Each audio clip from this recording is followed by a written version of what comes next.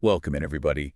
Today, we're diving into intuition in the business world, Ooh, interesting. using Lynn Robinson's book, Trust Your Gut, as our guide. And, she's interviewed a lot of really successful people for this, Right. really sharing their stories of how they've used intuition to make major decisions. You might be surprised how many leaders actually rely on their gut feeling, Mm. even when there's like millions of dollars on the line. It's funny how we kind of relegate intuition to the woo-woo realm Right. when it can actually be a powerful tool in complex situations, Absolutely. especially business. Yeah. So let's start with the basics. What exactly is intuition, according to Robinson? Well, she offers a few perspectives. Okay. Some are more practical, and then some get a little more mystical. Okay. So on the practical side, she describes intuition as a kind of pattern recognition based on your experience.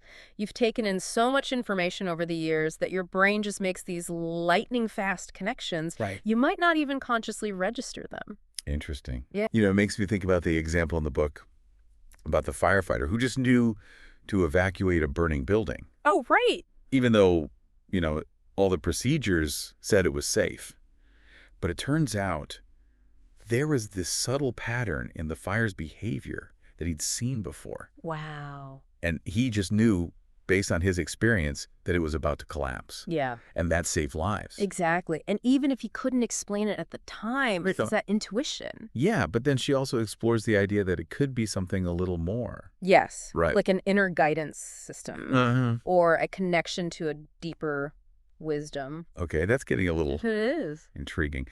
But, okay, so practically speaking, why should somebody in the business world care about intuition? Yeah. Isn't it all data and spreadsheets? Well, not necessarily. Robinson really makes the point that intuition is super valuable when you're drowning in data or you have all this conflicting information Right. or you need to make a decision really fast. It's in these moments when our logical minds are just overloaded. Yeah. That gut feeling can really cut through the noise and help us see the bigger picture. Yeah, there's that great example she shares about Steve, who was relatively new to his field, Yeah. but managed to land $1 million client. Wow. Instead of getting bogged down by all the technical details he didn't know, he trusted his gut to just ask the right questions in the meeting. Interesting. And that sealed the deal. And that's what's so interesting about Steve's story. Right. It shows that intuition can really give you an edge when you're outside your comfort zone. Right. And it's not about ignoring logic, but Oh, it's yeah. recognizing that those gut feelings can provide key insights that you might miss otherwise. So, okay, let's say I'm listening to this and I'm intrigued, but maybe I'm a little skeptical. Can anyone develop intuition, or are some people just born with it? Well, Robinson is very adamant that it's a skill, Okay. like anything else. You can hone it with practice.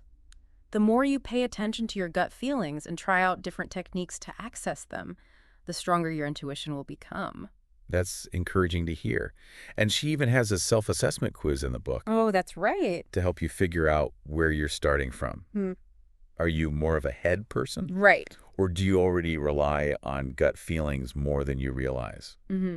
So it's a good starting point, I think, for this deep dive to kind of think about, Yeah, how does it show up in your life? how does it show up in your life? Have you had that moment where you just knew something was right or wrong, even if you couldn't put your finger on why? Right. That's intuition. That's it at work. It's making me think about past decisions I've made. Mm-hmm. And I'm going, was I listening to my gut there, or was I overthinking it? I think we've all been there. Right. Yeah, I think that's a good place to kind of pick up in the next part. I agree. We've got this inner compass. How do we actually hear it? Yes. How does it talk to us? How does it speak to us? Yeah. That's a good place to leave it. So we'll be back with more from Trust Your Gut in just a moment. Okay, so we're starting to get a sense of this inner compass we've got. But how do we actually hear it? How does intuition speak to us? That's a great question. It's not always a booming voice in your head, right? Robinson outlines a few ways. Some might surprise you. Oh, really? Sometimes it's a physical sensation. Oh, like a knot in your stomach when you know something's off. Exactly. Or it could be a feeling of lightness and excitement when you're on the right track. Oh, okay. Intuition can also manifest as emotions. So like if I'm feeling super enthusiastic about something, that could be a green light, but feeling drained or anxious may be a sign to reconsider. Precisely. Wow. And sometimes those aha moments, they come in really unexpected ways, like through dreams or even random events. That's wild. It makes me think about that executive in the book who got this weird feeling about opening a new location in New Orleans. Oh, right. right before Hurricane Katrina. Yeah, it can be like an early warning system. Wow, so we've got these signals, but how do we actually use them to make decisions in the real world? Especially in business where there's so much pressure to be logical and data-driven. That's where Robinson's techniques come in. She offers some really practical tools for recognizing your intuition and actually putting it to work. One that stands out is the gut check meter. Okay, I'm intrigued. Tell me more about this gut check meter. So it's all about tuning into your body's signals, paying attention to the sensations you feel when you're considering a decision, what feels expansive and energized versus what feels constricted or heavy. So like for me, it might be butterflies in my stomach, but for someone else, it might be a sense of calm. Exactly. Everyone's a little different. It's about learning your own personal signals and then trusting those sensations. Okay, so it sounds a little out there, but I guess our bodies are always giving us feedback. We just need to pay attention. Right. It's like we're walking around with this internal guidance system we've just forgotten how to use. Yeah. That's a great way to put it. So, okay, what about those times when your intuition seems to be silent or you're getting conflicting signals? What do you do then? That's definitely something we all experience, especially when we're first starting to tune in. Robinson really stresses that intuition isn't about forcing things or trying to make it happen. Yeah. It's about creating space for those insights to kind of emerge naturally. So you're not just sitting there being like, come on, gut feeling, tell me what to do. Right. Sometimes the best thing you can do is actually step away from the problem altogether. Hmm. Go for a walk, spend time in nature, listen to music, anything that quiets your mind. That makes sense. It's like when you're trying too hard to remember someone's name, and then the second you stop thinking about it, It pops into your head. exactly, it comes to you. Robinson also talks about trusting those first impulses. Okay. Often that very first gut feeling is the purest expression of your intuition before all the doubts and second guessing creep in. So even if you can't explain it, if you have a strong feeling about something, it's worth paying attention to. Absolutely. Of course, you need to use discernment. It's not about blindly following every whim, Right. but that initial gut feeling, it can be a valuable starting point, a clue to guide your decision making. Okay, so it's like our intuition is always pointing us in the right direction, even if we don't always follow it. Precisely. And I think a big thing that gets in the way is self-doubt. Oh, We second guess ourselves, we overthink things, and we end up talking ourselves out of what our gut was telling us all along. oh yeah, I do that all the time. I think we all do to some extent. But the more you practice using your intuition, the more it gets strengthened and the less you'll doubt yourself. That makes me think about something else Robinson talks about, the importance of paying attention to our energy levels. How can our energy help us make decisions? That's a great point.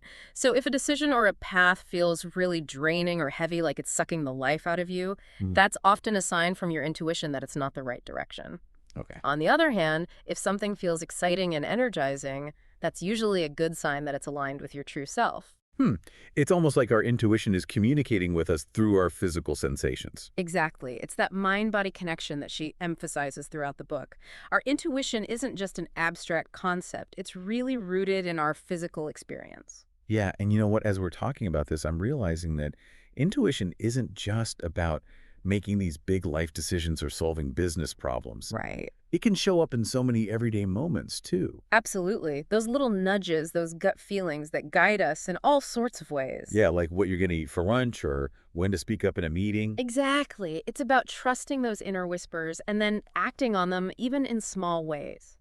So it's like we have this incredible tool available to us all the time. We do. We just need to learn how to use it. Yeah. But for someone who's new to all of this, how do they start cultivating that relationship with their intuition? I think the first step is just to start paying attention. Yeah. Notice those gut feelings, those moments of knowing, those whispers of your intuition. How do they feel in your body? What are they trying to tell you? So just become more aware. Exactly. You could even keep a journal. Write down those gut feelings, the decisions you made, and how things turned out. That's a good idea. And I know Robinson mentioned some other techniques too, right? Like the inner consultant exercise. Yes, that's a Yeah. great one for getting clear on a specific issue. You could also experiment with visualization, meditation, or even just taking a few moments to quiet your mind. Like we all have this inner sage we can consult. We do. We just need to learn how to ask the right questions. Yeah. But what about those big crossroads decisions where you're not sure which way to go?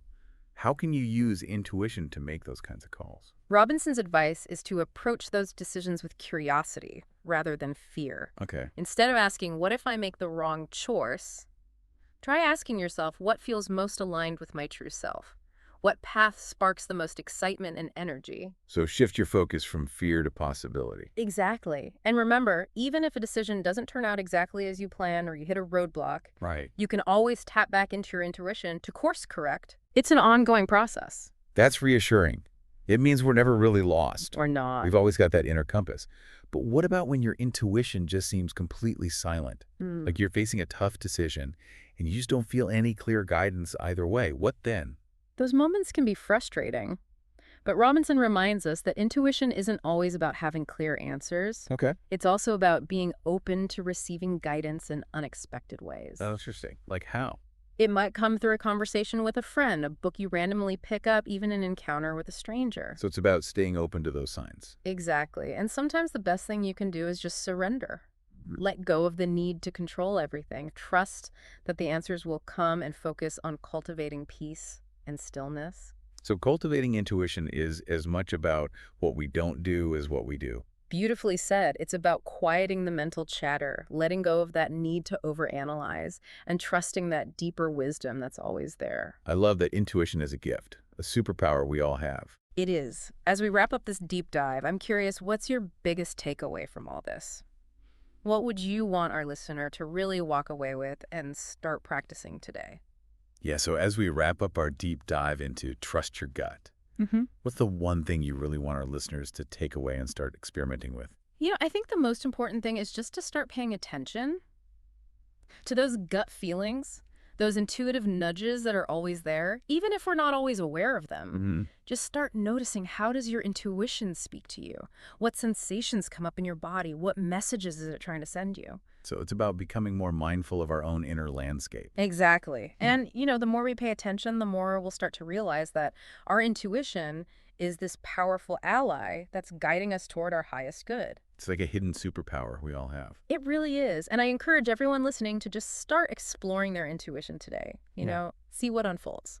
I love that. And thanks for taking us on this deep dive. It's been fascinating. My pleasure. And for everyone listening, be sure to check out Lynn Robinson's book, Trust Your Gut, for even more insights and techniques. And until next time, keep trusting those gut feelings.